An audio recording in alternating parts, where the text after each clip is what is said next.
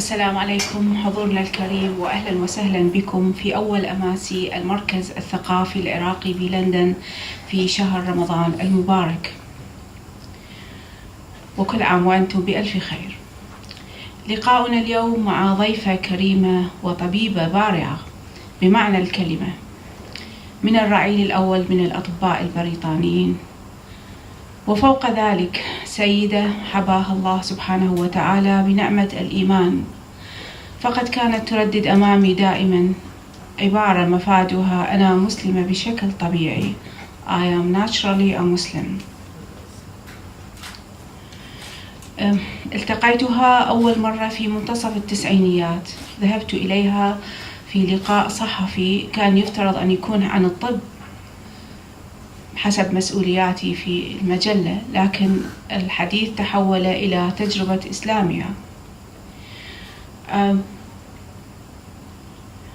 وكيف وجدت طريقها إلى الإسلام. وكان من بين الظروف التي مهدت لإسلامها والتي دائما تذكرها باعتزاز وحب، كانت تعالج والدة السلطان قابوس سلطان عمان، وكانت متأثرة جدا بصلابة هذه المرأة رحمها الله السيدة مزون في كيفية تقبلها للمرض وصبرها على المرض وقولها كلمة الحمد لله على كل مرض يعني يصيبها، وكانت مريضة جدا. فكانت هم يعني الدكتورة آن والسيدة الراحلة عقليتين طبعا مختلفتين، إحداهما متجذرة في تربة الجزيرة العربية بكل ثقافتها وتراثها الديني، والأخرى عقلية غربية علمية. لكن مع ذلك حصل اللقاء، ومنطق الدكتورة آن أقنع السيدة الراحلة في أن الله سبحانه وتعالى أتى بي إليك لكي أشفيك، ليش يعني ترفضين العلاج؟ فكانت هذه تجربة يبدو أنها أثرت جدا في الدكتورة آن أو الدكتورة أمينة كوكسون، أثرت فيها جدا ومهدت لإسلامها. وطبعا لابد أن يكون هناك أسباب أخرى هي ستتحدث عنها إليكم الليلة. الدكتورة آن تقول أنه نحن الغربيين يعني عندما نصاب بمرض ما نتذمر ونشكو ونخاف ونهرع للأطباء ونجري الفحوصات، لكن عندكم في الإسلام الإيمان بالقضاء والقدر، يعني شيء جميل، يعني الاستسلام لإرادة الله سبحانه وتعالى، لن يصيبنا إلا ما كتب الله لنا. فهي يعني تحب هذا المبدأ وهذا الإيمان وترتاح إليه جدا، وتعتقد أنه يعني ينسجم مع طبيعتها كإنسانة نشأت حتى في أسرة يعني كاثوليكية ومتشددة. الكثير من أفرادها يعملون في خدمة الكنيسة أو حتى قساوسة في الكنيسة، لكن هي وجدت في نفسها ميلا فطريا نحو الإسلام وانسجاما طبيعيا مع العقيدة الإسلامية. اليوم هي تعمل على عدة جبهات من أجل الإسلام، من خلال تعليمها في المساجد للمسلمين الجدد غير العرب عادة، وهذا أصعب طبعا. أيضا على جهة الإعلام تعمل تحاول تغيير وجهات النظر والمسكونسبشن about إسلام بالبريتش ميديا أو ويسترن ميديا in general، حتى أن يعني من محاولاتها الأخيرة أفلحت في أنه مع آخرين أن تقنع القناة الرابعة Channel 4 في السماح بإذاعة الأذان من قناة الرابعة Channel 4، وهذا يعتبر يعني انتصار رمزي للمسلمين، باعتبار أنها قناة تهتم بالأقليات في بريطانيا، وهذا جزء من حقوق الأقليات. وهذا شيء يعني يحسب للدكتورة أمينة كوكسون اللي هي ضيفتنا اليوم. يعني باسمكم جميعا وباسم المركز الثقافي العراقي نحيي الدكتورة آن كوكسون في المركز الثقافي العراقي لأول مرة. وطبعا بعد هذا الحديث سيكون هناك مائدة إفطار برمضانية بقرار من مدير المركز الثقافي العراقي الدكتور عبد الرحمن ذياب، وطبعا من خير بلدنا العراق اللي إن شاء الله يدوم علينا دائما. يعني please give a warm welcome to دكتورة أمينة كوكسون ضيفتنا اليوم, a highly distinguished guest. She is a consultant general physician and a consultant neurologist, اختصاصية بالطب العام واختصاصية بالجهاز العصبي, استشارية. So welcome Dr. Ann Coxon.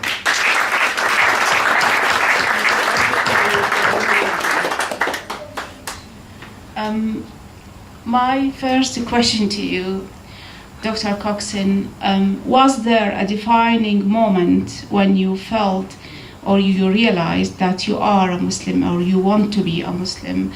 And when and where did you take your Shahada? Before I answer that question, I want to thank you very much for inviting me. It is, I can't tell you how humbling it is, because I have come to know Iraq as first of all, it was the cradle of civilizations, and then you were the cradle of Islamic thought. And I have been brought up in my Islamic teaching entirely on works of the great teachers of Baghdad. And so to be asked to talk to the Iraqis is like help. But perhaps I must address you in all humility that the beginners in Islam in this country have a lot to learn. And we have a lot to learn from you, because you have a very deep form of Islam in your culture, which you need to, the Dalai Lama, when he was thrown out of his own country, said maybe it was because Buddhism had to come to the West. And maybe the problems in your country have meant that the deep wisdoms that you carry with you is something that the West is now ready to hear.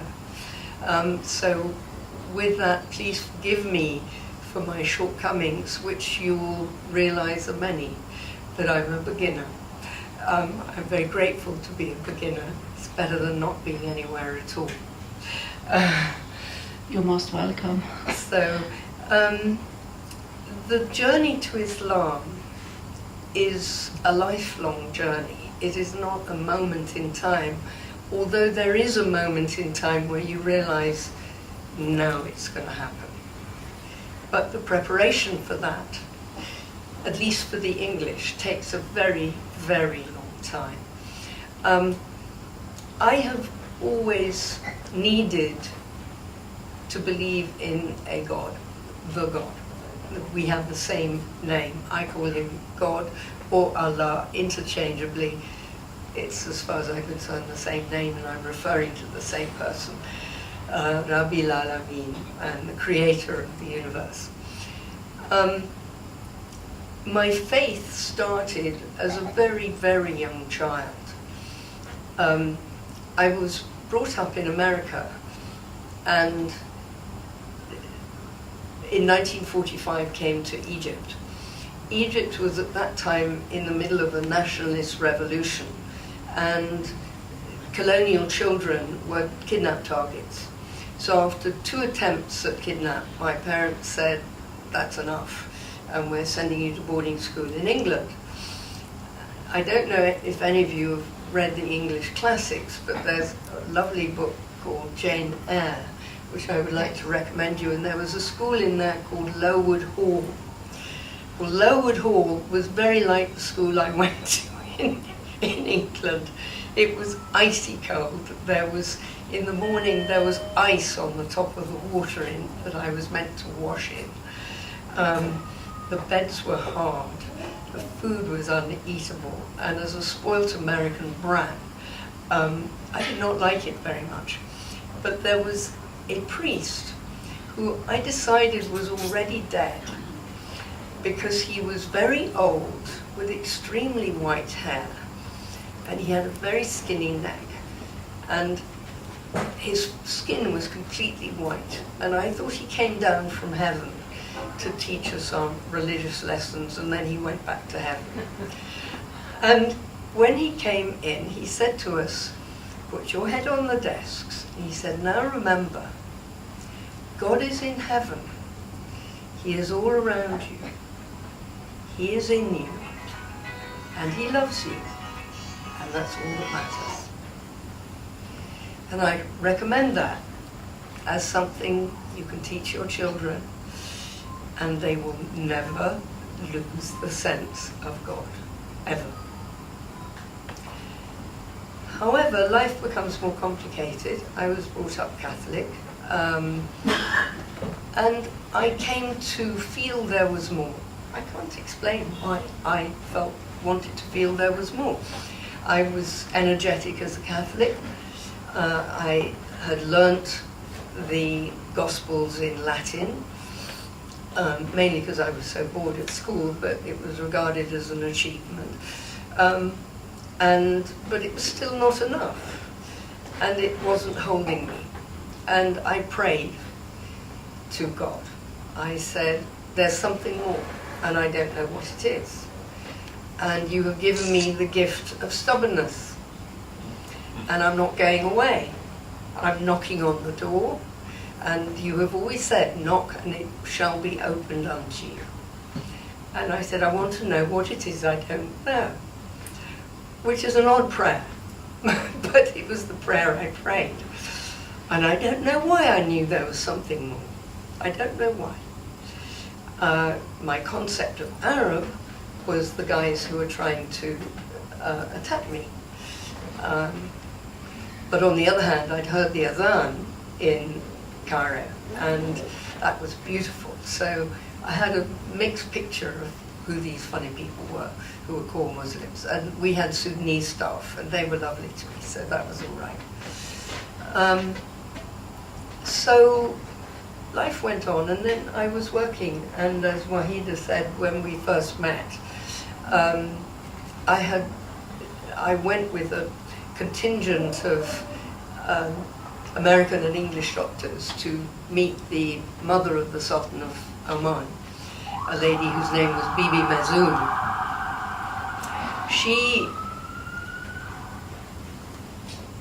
absolutely blew my mind, and I came to love her in a very short time. She was illiterate, and she must have had an IQ of 180 plus.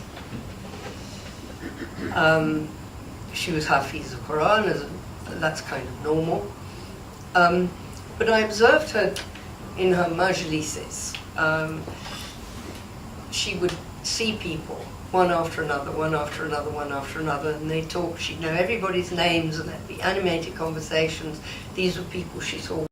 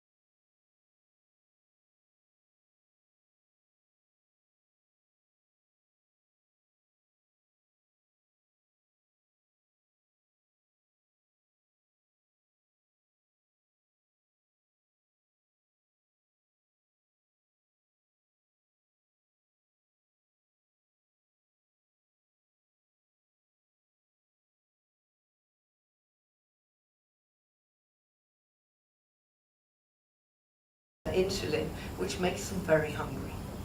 So it's a very hard thing to do. And I tried one thing and then another thing, and it wasn't working. And finally I tried something else. And I offered this special diet for her. And she was not happy with it at all. And she said to me that she was going to try it for 1 month. But I had to understand that she had the power of summary execution.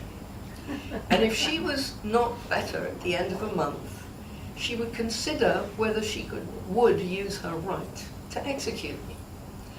And I said, well, if you're not better at the end of a month, it's your duty to execute me, because I will have put you through a great deal of hardship and to no purpose, in which case I'm a very bad doctor and you've got to make sure I don't harm anybody else. So that was the nature of our relationship. I came back a month later, she was much better, which is why I've still got my head. Challenging. Against this background, she became very sick one day. One of the problems of being a royal is that when you get very sick, all your local physicians run away because they don't want to be associated with any bad things happening.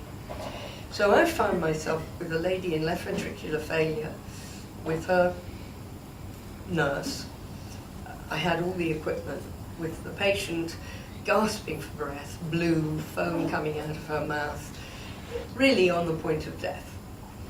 And we did the treatment and that was fine, and I said, right, you must cancel your appointments for today, because to be as sick as this means the equivalent of running a marathon. You're going to be exhausted. And she said, la. And I tried to prevail, I didn't get anywhere. And she said, sit in the corner of the room.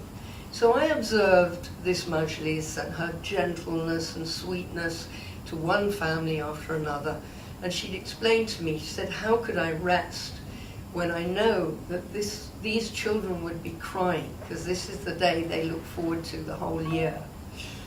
So it got to the end of the day, and the last person had gone, and she sunk back onto her pillows, white, sweating, exhausted. And I said to her, it's all very well. You look after everybody. Who looks after you? And this woman, who I thought liked me a bit, looked at me as if I was so stupid, as if she had wasted her time trying to show me her kindness, and I had understood nothing. And she looked with fire coming out of her eyes and pulled her exhausted frame off her pillows, and her finger went up and she said, Allah! And I thought, I don't know what that is, but I want it. Subhanallah.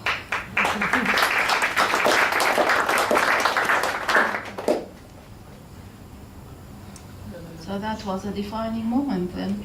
And interestingly, Wahida wrote that story in Sharq al-Awsat. And I was biting my fingers because I hadn't actually asked the Sultan's permission to speak of these intimate things about his mother. So I sent the piece to him, and he was absolutely delighted. Yes, I heard that his mother helped you to put you on the right, probably the path to Islam, which made him very happy. Yes. After that, she used to come to London a lot in the summer, and I was sort of, I thought, all that black crap, I'm not sure I'm terribly good at the idea of being a Muslim, but I know what I'll do. The Catholics have gone soft on Lent, so I'll do Ramadan. So I fasted for Ramadan. When was that? When I was Catholic. I fasted for 3 years.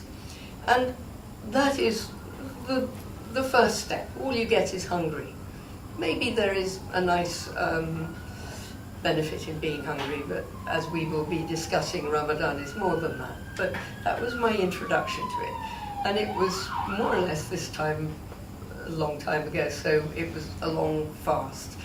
And when it got to 6 o'clock, I used to go to Hyde Park, because if I went home, I knew I would drink. So I sat under a tree in Hyde Park and went to sleep.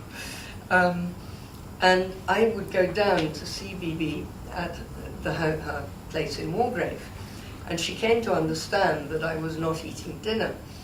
And rather sweetly, she was very good to the staff and said, you must, prepare the meal at 7 o'clock. And those who are fasting, if you could leave us some cold things so we could break our fast at 9. And she came to understand that I hadn't eaten. And so then she understood I was fasting. So she invited me to break the fast with the ladies. And she knew I wasn't Muslim. I was merely fasting for Ramadan. And she said, there you go. She said, all the men, all they think of is their bellies. And they smell the food from the kitchen. And they can't stop it. They say they're working. You're doing all the work. But they're here with the title of doctor, although they're doing nothing. And they fill their bellies. You're doing all the work. And yet you come and break the fast with the ladies. She said, women are so much stronger. She was the ultimate feminist. And I came to see her. In her own way. I came to see her as a woman of such power. And I came to see Arab women and the culture of the strength of the woman in Islam through her eyes. I came to see how extraordinarily powerful Arabic women are and their culture. But it was through her and I loved her. So we are not suppressed after all. Hmm? We are not suppressed. No. Okay. So when you decided to take your Shahada, do you remember the circumstances and how did you feel afterward? Did it feel like a natural transition, extension, or how was it? Well, I thought I'd reached my ideal compromise, which was being Catholic and doing a proper fast. But it still didn't feel it was enough. I didn't know why it didn't feel it was enough, but I didn't feel it was enough. I'd read bits of the Quran, but I'd really flipped pages rather than anything else. But I started to have dreams. And the first dream, well, there were several. I'll abbreviate them to two. The first dream was I was reaching for a light. All my dreams had lights, and I was reaching for a light. And between me and the light came a priest. And he was old and ugly, with a mean face, and he had a long finger. And he pointed at me, and he said, you are unworthy, that I was unworthy to reach for the light. And I felt myself turning into something like a homunculus. I was ugly and horrible and full of sin. And I woke up and I thought I was doing all right until the priest came. Then I had another dream. This was in the south of France. I was with my brother. My bikini was on my chair. And we all have small anxieties about, is there going to be a burglary while we're away? So I had this dream. I drove my car into the road where my flat is, looked up to my flat, and it was on fire. Flames belching out of my flat. That's in the actual life or in the dream? In the dream. And I tried to call out to the people on the road, and they paid no attention. And then I looked back up, and there was this neat little square where my flat had been, and there was smoke coming out of it, and there was nothing left. And then rocks started coming onto my car, pow, pow, pow, pow, and all around the car. And people walking up and down were fine and paid no attention. And I thought, something's telling me to get out of here. And in the way that things happen in dreams, I live in Ladbroke Gardens, quite near to here. My car turned itself around, and there was a road, a new road that had opened up 15 degrees to the left of Kensington Park Road. And I thought, oh, I'll go down that road. And it was straight. And it went through London, and it had its own bridge. And in South London, it went through a very nice leafy area with trees, and it was very pretty.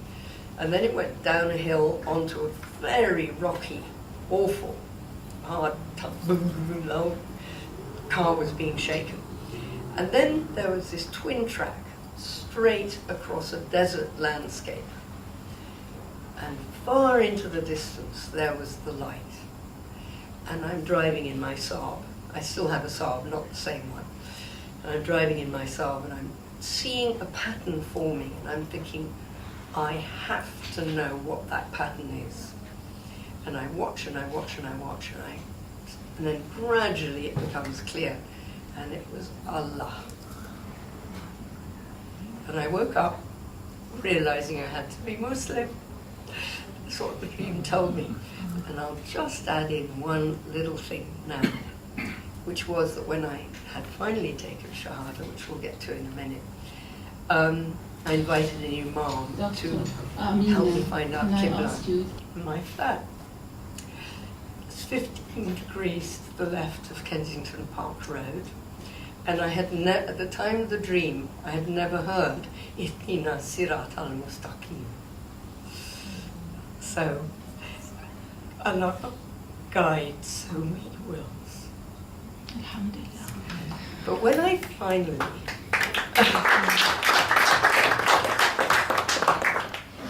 I hadn't got to that point, but I was still this sort of in between person. And I had a lovely Kuwaiti friend, a Kuwaiti family who looked after me.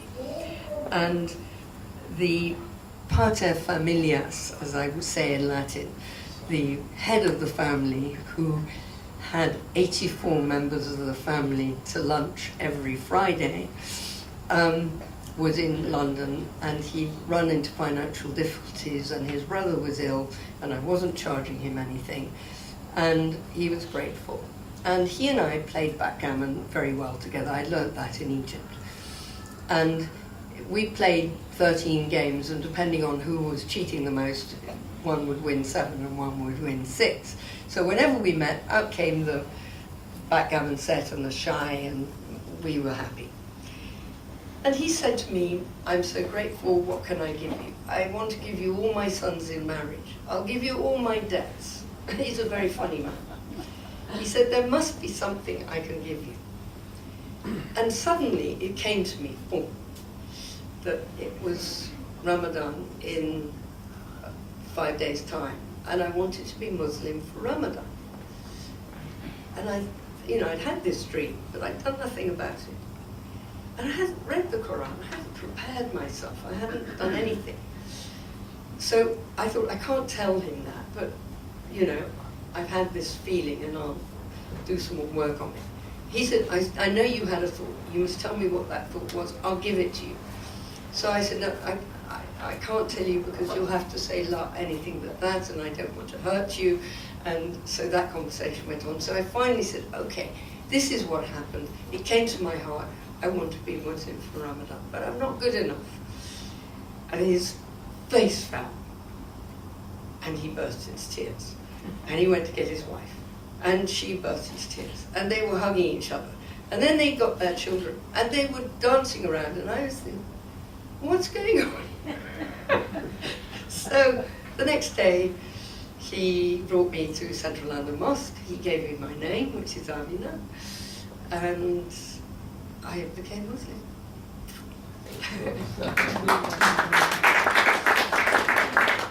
I was very kindly dealt with by the Imam, who asked me about all the prophets, and I said I didn't know I was taking an exam.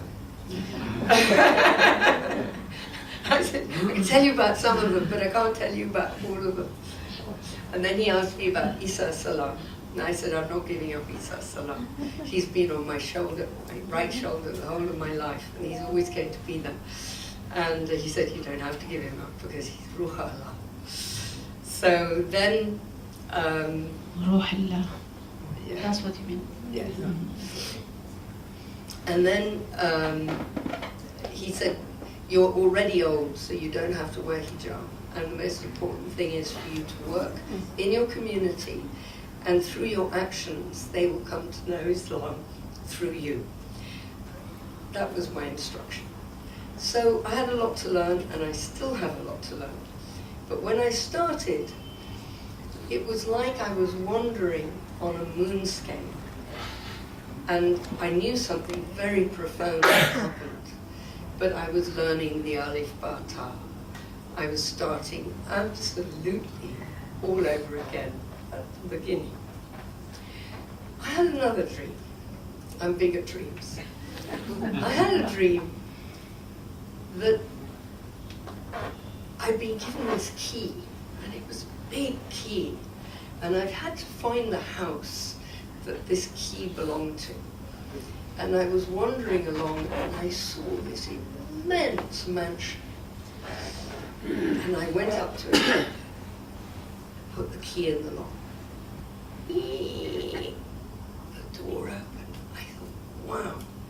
So I went in, there was this big baronial hall. On the right, there was a room. So I thought, I'll go into that room. And it was a library that contained every book that had ever been written. And I thought, wow, that's amazing. That's what I wanted. And then I thought, I wonder what's in the other room. So I went into another room, and it had chandeliers and fabulous furniture and the most amazing paintings, and all of the glories that man is capable of in his artistic creativity. And I thought, oh, that is beautiful. And then I thought, I wonder if there's something else. So I went down a corridor, and there was a big corridor that went off to the right, and there was a little corridor to the left. So I thought, I'll just check down here. It's probably a broom cupboard, but I'll check down there anyway. And I opened the door, and I saw an ocean. And I knew there was nothing more for me to find in the house, that was enough. And that is Islam. 20 years as a Muslim, I have not touched the edge of it. I have not put my toe in what there is in Islam. Every time you read Quran, more comes to you, more comes to you. The depth and the breadth of what Islam is so much more than the other religions. For people who are not born to Islam, it's a treasure beyond anything you can imagine. And I'm happy to be ignorant and to have so much left to learn. And I bless Allah that He's keeping me old and still living so I can continue to learn more.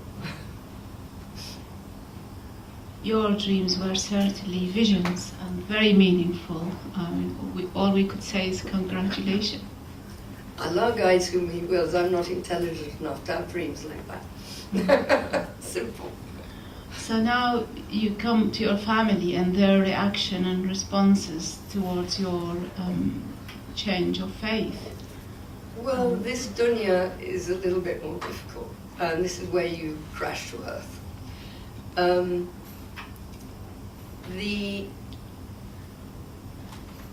The religion of Islam is beautiful. The practice of the religion of Islam is something else, and the understanding of Islam by non-Muslims is also something else. So the English convert finds themselves a stranger in their own country. You're a stranger from your friends, but thanks to a wonderful British characteristic, the British love eccentrics. So they call you an eccentric. And I have had for Ramadan a Ramadan card from a priest, a Ramadan card from a friend who's Jewish, and a Ramadan card from a Buddhist. I haven't had one from a Muslim yet because we send e-cards, so that's all right. So you had a Ramadan card from a priest, that is From amazing. a Christian priest, Mhm. yes, and from a Jew. And she always greets me every Ramadan. If I'm going on Hajj, she always knows about it. She asks me to pray for her because, of course, it's an Abrahamic pilgrimage. And I find that I am very much accepted by people of other religions. Secular people regard you as odd, but they love having odd people in their lives. So it's okay. I came back from Hajj once, went to the birthday of a friend who is the co-producer of the James Bond movies, an American called Michael Wilson. And it was Michael's birthday. So I'd just come back from Hajj the day before, so I turned up at Michael's birthday. And Michael said, "Hi everybody, this is Annie and she's Muslim and she's just come back from Hajj." And I said, "Oh, Michael," I said, "you just want to show everybody that you're a liberal and you even know a Muslim." But in fact, what then happened was that I ruined his birthday because all anybody wanted to talk about, and most of the people in the room were Jewish, was what was Hajj, what was it like, and we, I discussed the role of Abraham in the Islamic tradition and so on, and they were very happy about it. So it was that's the sort of area of dawah that I have, and it's what might be called Islam light because I'm not a scholar, I'm still a beginner, but I think the non-heritage Muslim, the English Muslim, we are able to start to give a different picture of Islam to English people. The problem in this country, we were all right until 9/11 and 7/7. Yes. That put back the understanding of Islam in this country a long way.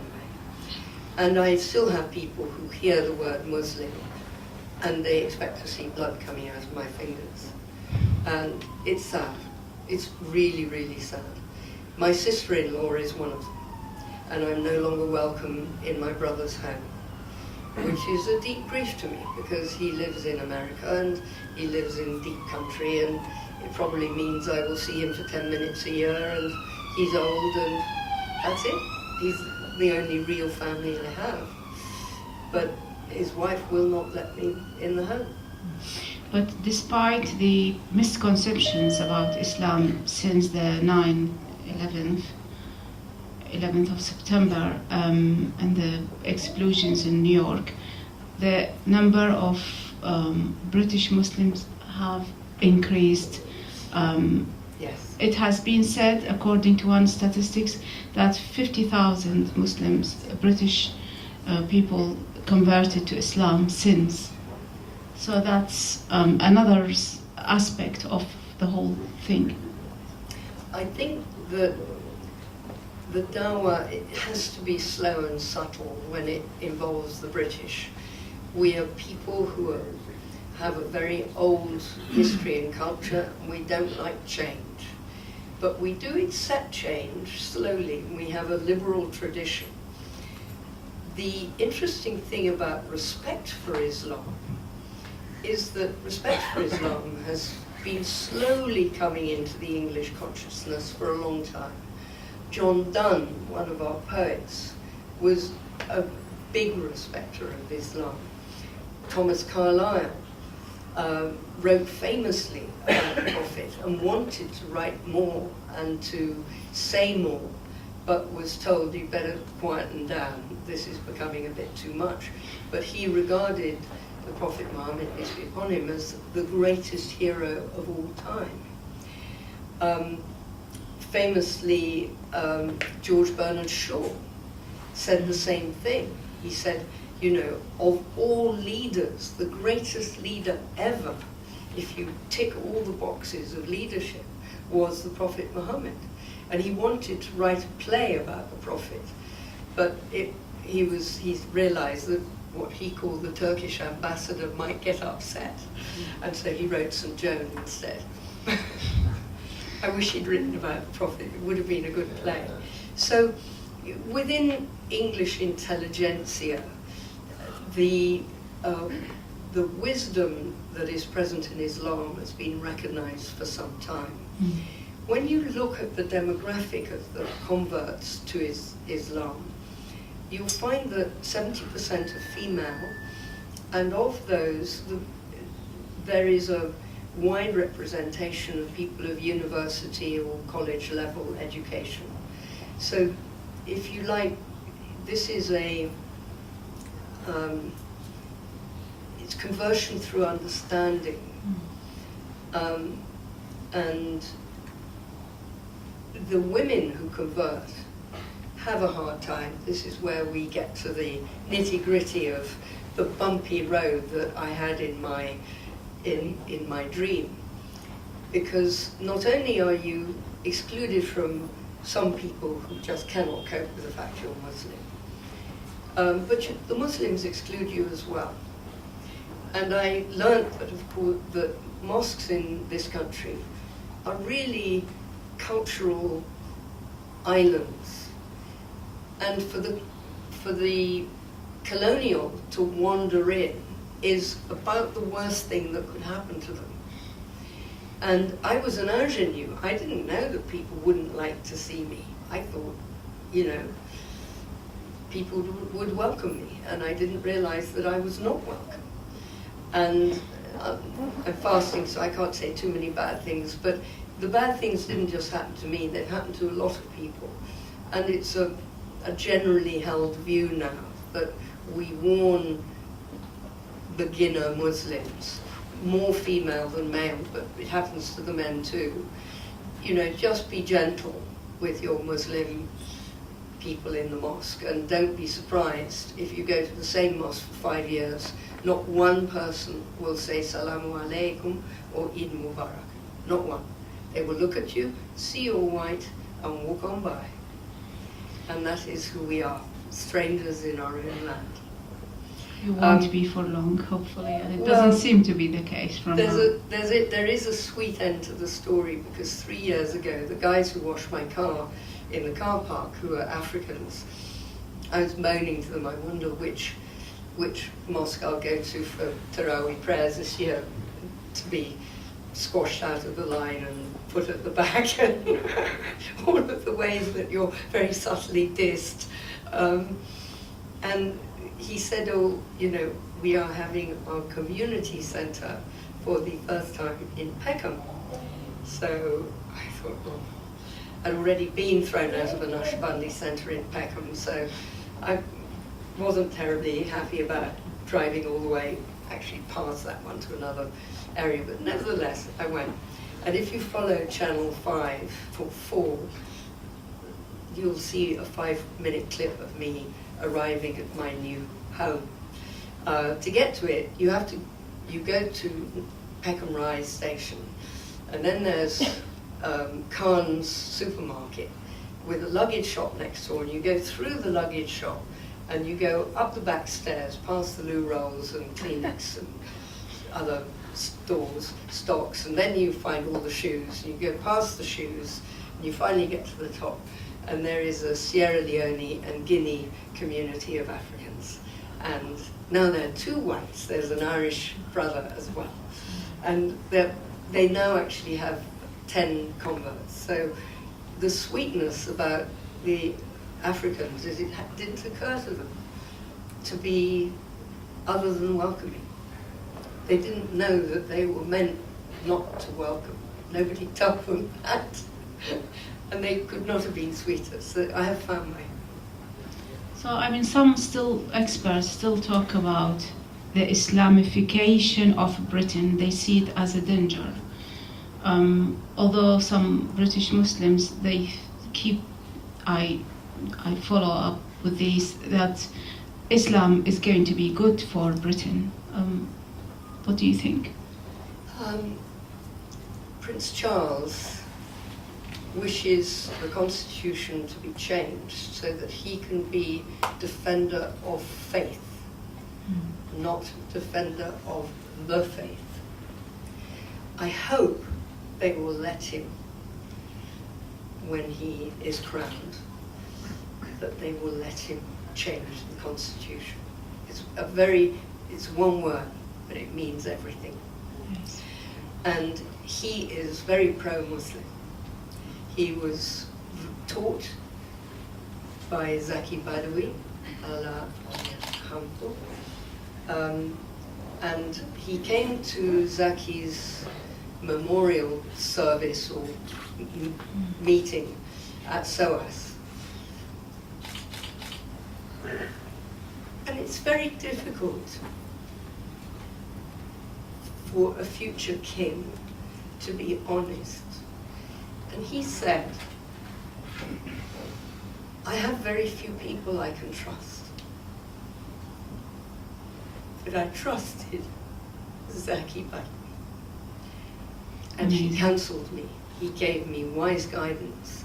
I could call him anytime, day or night. He never released a secret, and I knew he never would. So I think our future monarch understands something of Islam. He has already given a speech at a Muslim meeting I was at, where he talked about the stages of Islam up to Ihsan. And, you know, this is pretty subtle stuff for a man who's going to be head of the country, king of our kingdom. And I'm glad he knows about it. And I think his tolerance is going to lead others. And I think it's already happening, very slowly, but it's happening. If Prince William doesn't take over from Charles? No. The thing about the Constitution, it's not allowed to skip a generation. Even if Prince Charles is very, very old, he will still be king first. Anyway, he does not want to put the burden of monarchy onto poor William. He's only, I mean, the baby isn't even born yet, and he's got other babies to have, and to, you know, to end up having to have the burden of monarchy when he hasn't had time to bring up his own kids is not fair. So, That's fair. but I'm a Prince Charles fan. So do we, I think. I understand from your talk several times that you sometimes not happy with what you call the mosque politics and the way they teach newly converts, new Muslims. What's your observation on that? It goes back to the fact that each mosque is a representation of a village or a community in another country. The clothes and the adab of the new Muslim has to come from their own heart. I was reading an MA thesis of somebody who studied Muslims 100 Muslims in Britain, converts, in depth. And he made an observation I found very interesting, which was in Malaysia, the converts realized that they really had an edict, adapt or get out. So if you're in a Turkish mosque, you dress Turkish style. If you're in a Pakistani mosque, you dress Pakistani style. Whatever, you do what we do, you don't do your own thing.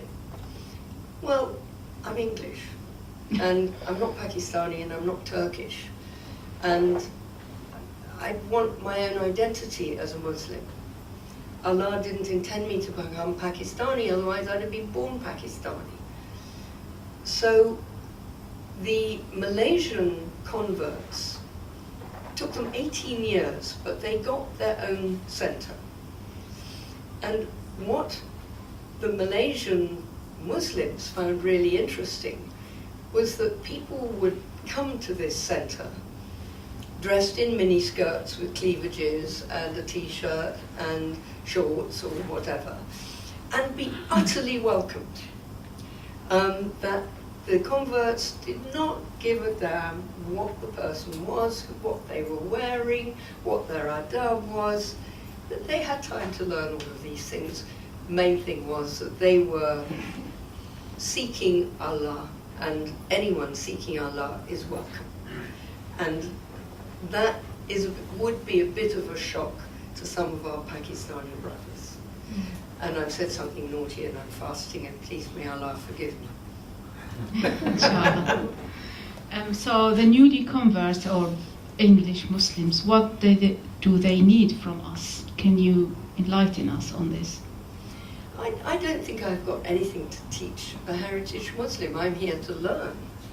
And what I envisage, and yet again, I've already tried to open centres, and the Muslim converts are not themselves united, so we ran into troubles arguing amongst themselves. We're trying again, maybe, because there are now 100,000 convert Muslims in England. So we're getting to a point we should start gently exploring an identity. But when you look at politics, I changed my politics from conservatism to liberal because of the Iraq war. And I'm not going back. And I remember going to a liberal meeting, and a woman looked at me and said, "Oh, that's all right." She said, "You look liberal." I don't know what looking liberal means, but I was evidently accepted because I looked liberal. There isn't an identity to the convert Muslim. We're an extraordinary group of people. First of all, 70% of us are female. We come from different cultural backgrounds. They're converts from Sikhs, from Hindus, from atheism, from Catholicism, from Judaism. There are Malaysians, there are Indonesians, there are Caribbeans, quite a lot of Afro-Caribbeans. So we're ethnically diverse. We come from diverse faith and no faith backgrounds. But I was part of a Cambridge study on new Muslims. I didn't want to be part of it because I didn't want to depress the others about the hard time I'd had trying to be welcomed by other Muslims.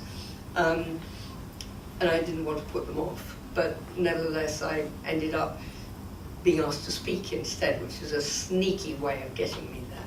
But as part of the study, what they found was that although none of us would have sought out our own company because we come from such strange backgrounds, boy did we meet at the level of the heart.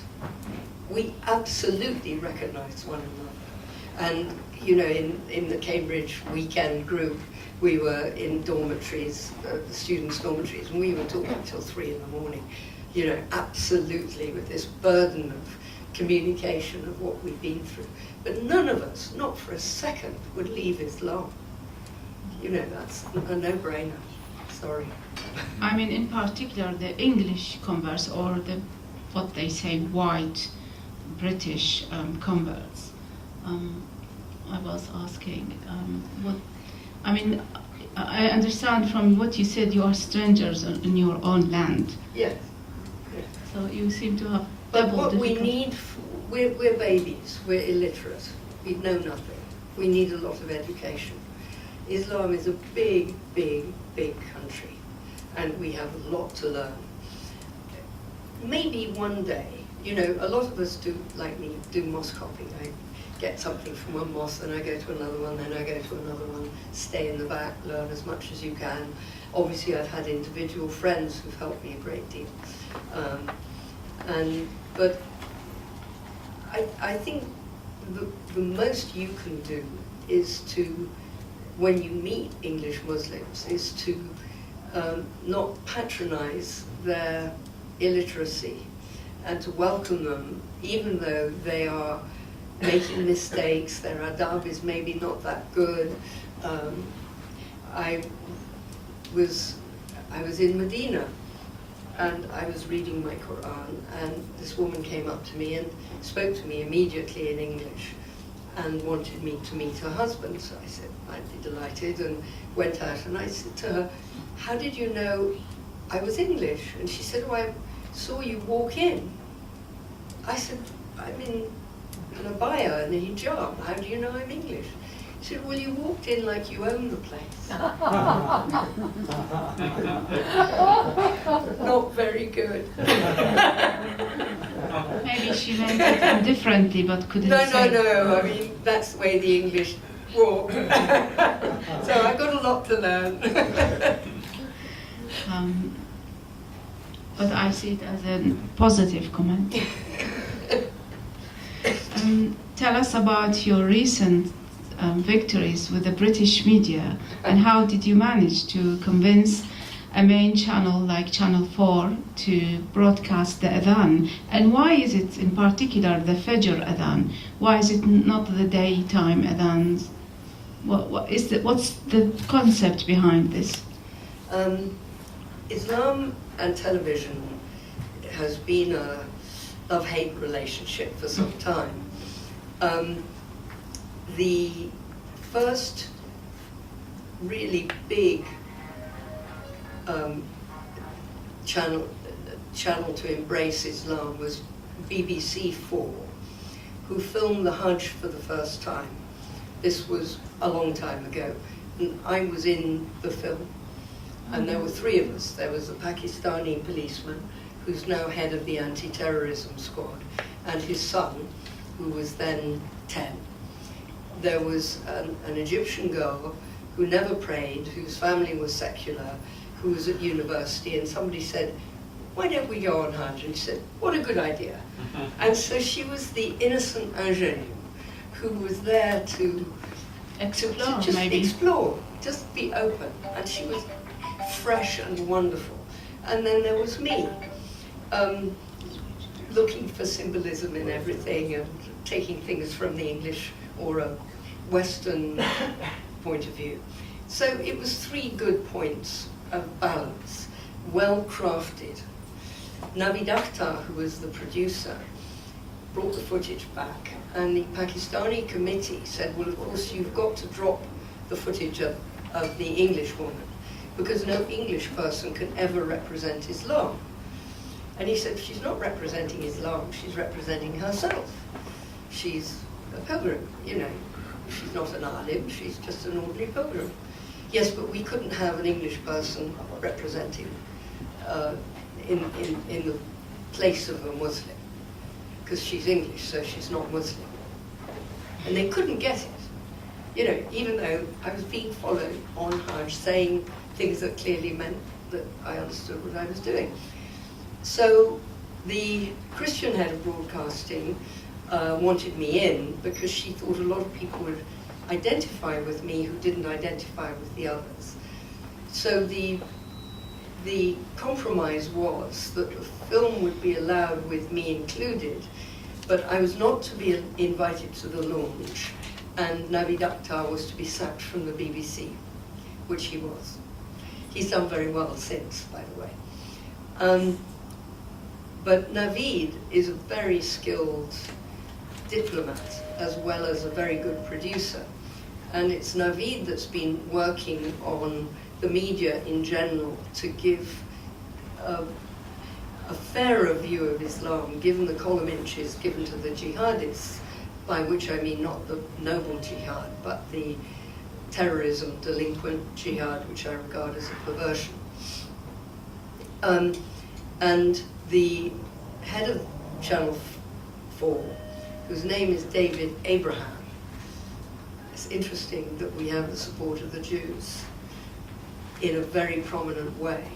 And he has done it absolutely out of fairness and liberalism. And he said, you know, the Muslims are making a great contribution to our country, and it's time you knew who they were. And we will film ordinary people, not the people giving sermons, but ordinary people. And the azan is for at 9:11 and at 3 in the morning, so that we have the azan twice a day at the breaking of the fast. And the weather report, he tells them, everybody, what the London times are, but he says, if you don't live in London, check with your mosque, because the time might be different. Which is very, very sweet. And he's not Muslim. He's saying it out of courtesy to the 20 million Muslims who are fasting in England as we speak.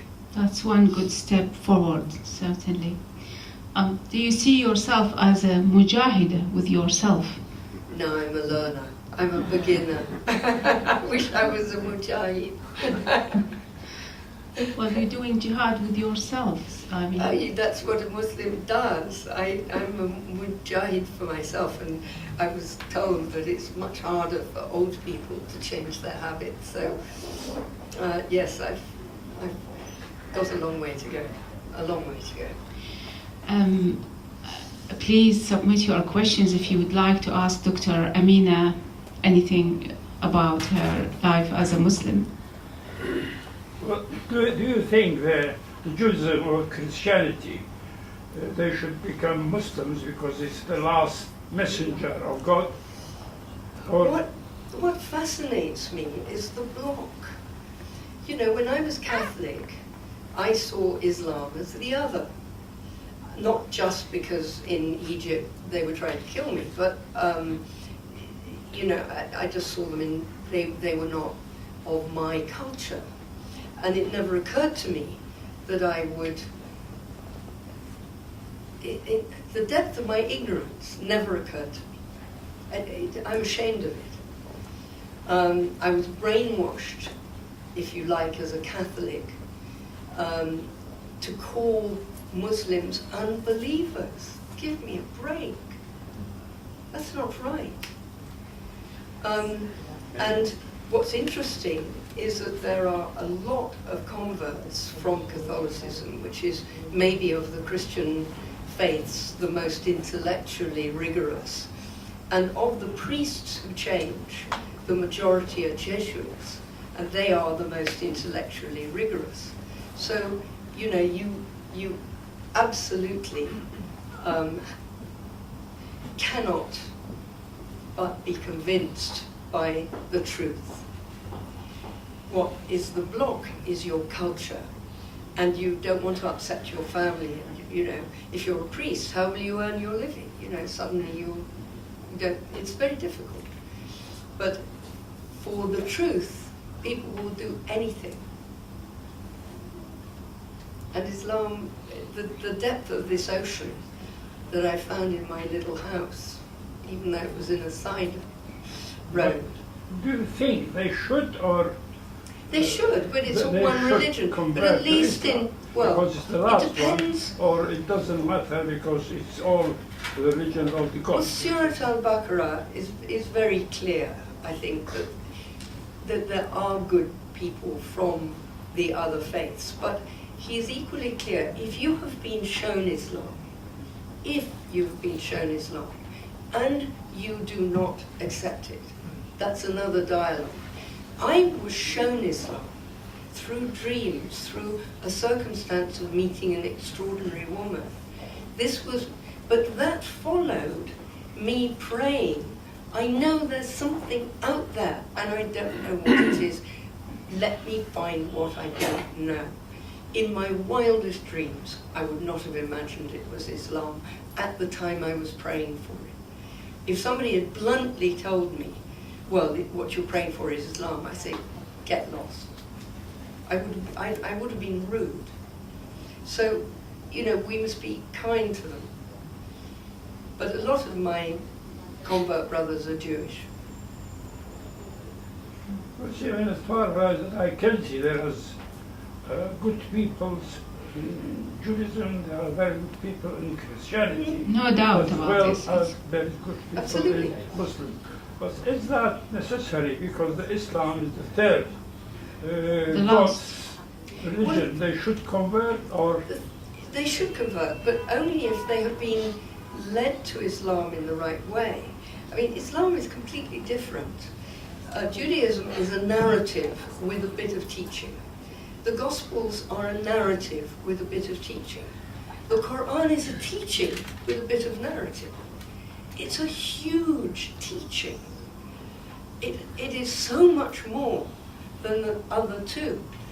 But it hasn't been available. I mean, I went to university, I was a doctor. I never came across Islam. You know, I was already old by the time I came across Islam. But once I knew, I didn't let social inconvenience stop me from being a Muslim. But this process is something you have to go through. Yeah, please, Mr. Khalid. Well, Wahida, you reported Dr. in Al-Sharq al-Awsat. I still write in Al-Sharq al-Awsat. Oh, you do? And I'm going to report you again. Please do. So that's double publicity. Especially the dreams you get. Yeah. Amazing dreams and genuine ru'ya. Hisham Hafiz was my patient, and the Hafiz family are He very sent close me to you to do the interview at That's right. the very beginning. I thought it was medical. I happen to know Dr. Badawi. Ah, yes. Was a good friend of mine, and he was He the was- best Muslim I have ever seen. He was Such a magic. broad mind he had. Wonderful. Wonderful man. He told me that he was visiting China, and a Muslim leader from China, the Chinese Muslims, said to him, "We have this problem here. We love pork in China. Chinese people love to eat pork." And he said that prevents us, or prevents them from joining Islam. Yeah. What can we do? If we only overcome this problem, we will win millions of Chinese people. And Dr. Badawi What said did to he him- say? He said to him, "Take it from me. Give them the license to eat pork. Yeah. Once they enter Islam and they start reading the culture of Islam, they will won't give go. it up eventually." Exactly. Naturally. He was such a wonderful man, this man, with such a broad mind. But I have a question to you. You are a neurologist. Yes. I am always puzzled by these Muslim terrorists. What makes them do these outrages and even killing themselves, these suicide people? Destructive. So I have the feeling that there's something wrong in their psychology. I wish somebody studied this subject. Can I You tell tell you? us something about that. Can I tell you a little story? There was an anthropologist called Wilhelm Schmidt, 1810 to 1930. And he and colleagues discovered the last vestiges of Stone Age man. These were small communities that did not know other men existed. They were that isolated. And they studied them very closely. Now, being German, it will not surprise you that he had written 300 books, and he summarized them into 30 books, each one of which is that thick.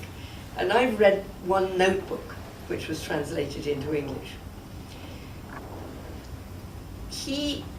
When they met these tribes, they did not speak in order to learn the language in its purity.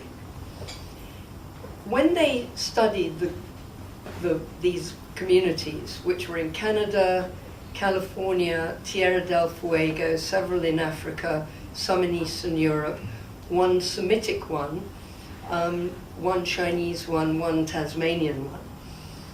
The Tasmanian could understand the Canadian. 60% of the language was in common, which means that they had genuinely come from primal man. Universally, every single community believed in the Great Spirit, the High One, whatever. The Semitic one, which was a desert group, their name for the High One was Allah. And they had a phrase which was Alhamdulillah. Amazing. So, you know, the Stone Age God is what we know in Islam. What then happened, the universal tradition was that many moons ago, so many moons you cannot count the moons, the spirit had taken human form, and it explained to our ancestors that I have created the earth and the heavens and everything in it for you to enjoy and for you to praise me. And speak to me in your hearts and I will guide you. You are accountable And when you die, you will meet me and we will talk about how you did in terms of your accountability. They did not have group worship. When man became a herder, he worshipped animal spirits. When he settled, man became God. He put on the feathers and the headdress and he rattled the bones and gave out potions. The big problem of religion is, why are you following it in the first place? Is it to enjoy the peace and beauty of Allah and to do His will? Or is it for some cultural, social, or self reason? There are a lot of troubled people on this planet at this time. I don't have to tell you that. And if you're a young man or woman and you see you'll never marry, you don't have a hope of an education, you don't have a hope of getting work, and suddenly some sweet-talking sheikh tells you that if you blow yourself up, you'll immediately go to heaven, you've got no hope anyway. I can completely understand. But this is not a spiritual act. This is not the true war of Islam, which is a defensive war. Boko Haram have just killed 39 kids in a boarding school. Give me a break. How will that make you close to Allah? You know, killing children, it's an obscenity. At least Pope Francis has said anyone who kills in the name of God commits a blasphemy. At last, the Crusades are being rewritten. It's about time. I like this new Pope. I'm not being Catholic again, but I do like him. Yes, we have to feel very sad for the hearts that are twisted in the name of religion. Religion is a very, very straight path, and it's easy to get perverted, easy. Well, thank you very much indeed, for this beautiful spiritual journey during this spiritual month of Ramadan. And thank Wahida very much for this beautiful orchestration and moderation of this dialogue. I noticed that most of the converted people to Islam, the starting point for them is living in the environment of Islam, with people talking to them. I mean, for you it was Oman. Yes. And you remind me with Dr. Maurice Bucaille, Frenchman, who again, he was exposed to contacts with the Anwar Sadat family, and then King Faisal of Saudi Arabia, and then he started his journey pretty like you. But regarding the dreams, I was just fascinated by the dreams, and I just came to my mind a very nice story. A man came to Sheikh, and he said, Sheikh, give me a recipe to see Prophet Muhammad in my dream. It is a great blessing to see Prophet Muhammad, peace be upon him. And the Sheikh looked at him, and he saw a man who was not really that doing his job like what you have been doing. He said, well, I tell you the recipe. You go and eat very salty fish, but without water. Go and eat salty fish, but without water, then you sleep. Then the man did that. He had eaten a salty fish, very salty fish, without drinking water at all. And then the next day he came to Sheikh. He said, did you see? What did you see? He said, I saw rivers. I saw water through my dream. He said, because you are very sort of thirsty. Yeah. When you are thirsty to Prophet Muhammad, reading about him a lot, and then you will see him in the dream. And I think that really is the pretty applied. It's very, very true. So did you see any of the prophets in your dreams? Once. One. I was, no, I wasn't in conflict, but Isa Salam is very close to me. And I guess it must have been in my subconscious somewhere. The time I was going to Fajr at a mosque every day, and I joined a Sufi group, and I was thrown out of it, but at least at that time I was doing all right. And I had this dream, and in the dream I was going upwards, and then I was shaking. I actually thought, when I woke up, I thought I might have had a seizure, an epileptic fit, and I looked to see if the clothes were disturbed in the bed, but they weren't. And I felt that my limbs were torn from me. And then suddenly I was in this clearing, and there were two people, and one was taller than the other, slightly behind the one in front. And the taller one I recognized as Isa Salam, and he had his left hand on the left shoulder of the person in front. And he was stockier, shorter, very dark hair, neat beard, loosely put on turban with curly hair escaping under the turban. Oh, with eyes that was like a gazelle. And then he smiled. He had a full mouth, and he smiled. And he had a chipped tooth.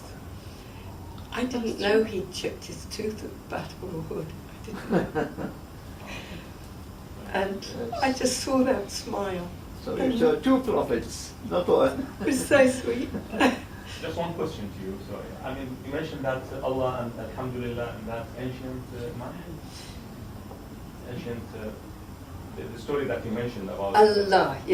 the primitive Stone Age man. And the reference? I will have to go back to Wilhelm Schmidt, but I'd be happy to do so. Yeah, okay. Yeah. He is a researcher, a very good one. Oh, good. May I ask you, do you have a question? Please go ahead. No, because my question will be final. Thank you. Honestly, I have two questions, one specific, one general. The specific is, throughout your journey as a convert Muslim, have you had any regrets? Oh, many. Yeah, okay. Secondly, you just mentioned that you were not exposed to Islam, but at certain points in your life, you start reading about Islam, and maybe that helped. So you were given the freedom to read about Islam. Now, with the same token, if in the Muslim countries, we give children and grown-ups the freedom to study about Christianity or any other religion, do you think that would convert to that religion? Thank you. Regrets, I have many. I'm not a good enough Muslim. Every day I regret not having prayed well enough or at all. Well, this is a sign of a good Muslim. I wish. I've been given so many blessings and I haven't lived up to them. But one of the differences between Christianity and Islam, Islam, as I understand it, we're taught that Islam, we're made to fail in order to make us humble and in order to seek the mercy of Allah.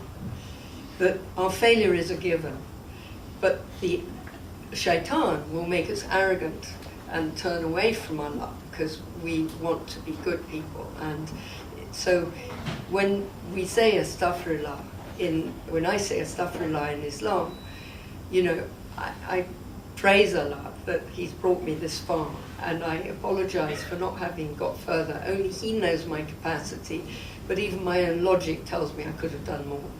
And so I say I'm sorry very deeply, because the treasure I've been given, I've fallen short. In Catholicism, your sins make you unworthy to even look again. I don't think anyone's going to go back from Islam, true Islam, to Catholicism. But of course, do they have true Islam? In a lot of cultures and countries, Islam is being trashed. And the sweetness of Islam is not seen. You know, it's become a rote, it's become harsh, it's become the we-free religion. Because of the media also. Of The media course. is affecting Yeah. anybody. Yeah. And you know, what I found in Islam is sweetness, nothing but the mercy of God. I mean, what's more to love? So maybe we need to work on this and show the sweetness of Islam to people. Yeah, I think one more question and we will be finalizing. Tafadali.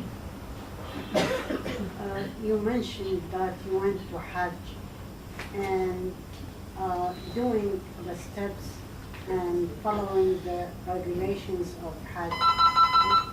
Was it difficult for you, and how did you do that? I've been on Hajj 5 times. I meant the first time. I meant the first time. The first time. The first time I was a tourist. I was completely lost. Completely lost. What do I do? Where? How? Do I do it this way? That way? I didn't know what was happening. When I saw the Kaaba, of course, I was in awe, but I was completely lost. It was fascinating. There was too much going on. But when I was leaving the haram for the last time, I wanted to empty my pockets to give the last of my sadaqah. And there was an old man lying on the marble, filthy clothes, because he'd done his Hajj and hadn't changed. And I had a Bangladeshi with me who was my lodestone and really helped me. And I gave Baba Imam the few pennies I had left and asked him to give them to the man. And I turned away so he wouldn't have to be grateful, and Baba Imam came and gave me the money back. And he said, he thanks you for your gift, but he has no needs. And I turned and looked at him, and his eyes were the deepest blue, and he was just looking at me with such nur on his face. When I'd seen him lying there, I hadn't seen that. And as far as I'm concerned, he was an angel. And that was Hajj. That at the end of it, you realize you have no needs. You only have Allah. That's it. So I did learn, but not through my intelligence. Again, because God is very good to the beginners. Alhamdulillah. Thank you. Dr. Amina, can I ask you, can you manage to read the Quran? I am so embarrassed about my tajweed. It's You shouldn't. terrible. Don't be You shouldn't. It would be a pleasure to hear you reading the Quran. So. Well, the angel on my right shoulder has to have a huge sense of humour, and I hope I keep him laughing all day. Whatever I you would love try. to. I would love to, just a little bit. I think what I have come to understood about Ramadan, having done my first Ramadan as a Catholic, and all I learned was hunger, and the fact that I was bloody-minded enough that I could hack it. You know, what is that? I don't know. Discipline? I think it was stubbornness. I don't think there was any virtue in that whatsoever. Ramadan, of course, is completely different. And I've learned a little bit in my own way about Ramadan. One of the dangers, of course, about being a stranger in mosque communities is you end up learning nothing. But I learned that Ramadan is simply the name of a month, and it happens to refer to something a bit like this summer. In other words, it's very hot, and it's a very harsh month. But then there's the wind at the end of Ramadan, which is, I think, Ramadi. And the wind takes all that film of dust off everything. And the plants and everything suddenly, you see their colours for the first time. And they may not blossom, but you could see them, because otherwise everything's covered by this awful dust. And you can breathe freely, and you feel the freshness of the air. And so my Ramadan is a bit of Ramadan and a bit of the wind at the end of it, because there's no doubt that the sweetness of Ramadan, as practiced by the Muslims, has nothing to do with sitting in Hyde Park just out of stubbornness, refusing to eat and drink all day. And that's because you have two things.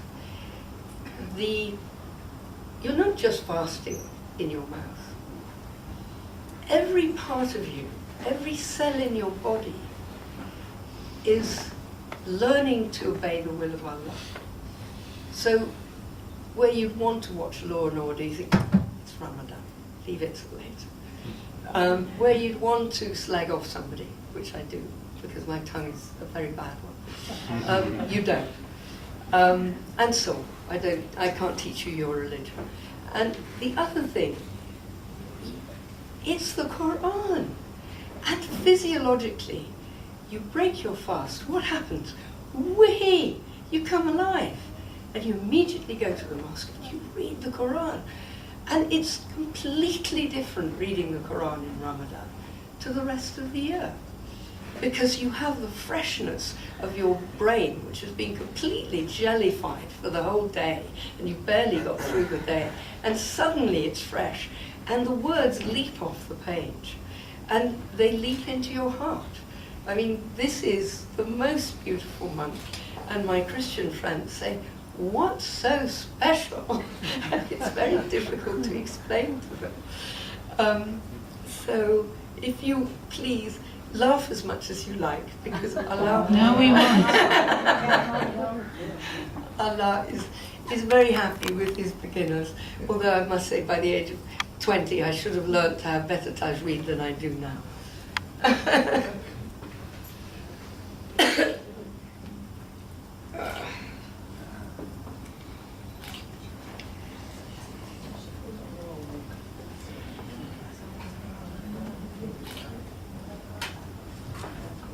And if you don't recognize a single word, that's fine too.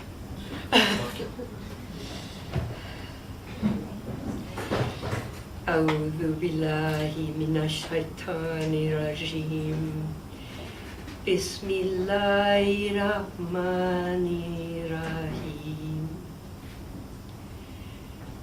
ألم نشرح لك صدرك ووضعنا عنك وزرك الذي